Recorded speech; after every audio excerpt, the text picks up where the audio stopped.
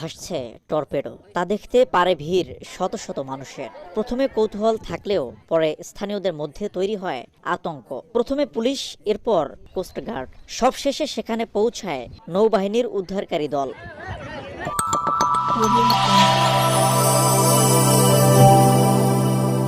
শিশু কিশোররা জোয়ারের পানিতে ভাসিয়ে সেটিকে নিয়ে আসেন মৌডুবির নিচকাটা ভাঙার মধ্যে। সে খবর ছড়িয়ে পড়লে খালপাড়ে জড়ো হন এলাকার বাসিন্দারা। কেউ কেউ এটিকে মিসাইল, আবার কেউ কেউ টর্পেডো বলে ধারণা করেন। আলোচনার কেন্দ্রবিন্দুতে তৈরি পুরো এলাকায় ছড়িয়ে পড়ে সামাজিক যোগাযোগ মাধ্যমে। যুদ্ধে ব্যবহৃত সমরাস্ত্র নিয়ে আতঙ্কিত হয়ে পড়েন অনেকে। দ্রুত বিধ্বংসী এই টর্পেডোকে সরিয়ে নেয়ার দাবি করেন স্থানীয়রা। বিকেল 5:30টার পর সেখানে যায় নৌবাহিনীর একটি উদ্ধারকারী দল।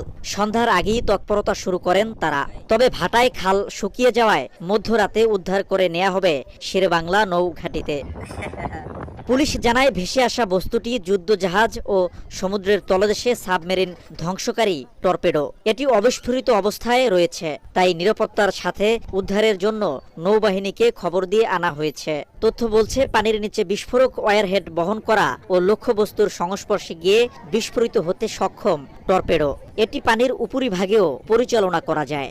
মূলত সাবমেরিন ও যুদ্ধজাহাজ ধ্বংসের জন্য টর্পেডোকে ব্যবহার করা হয়ে থাকে।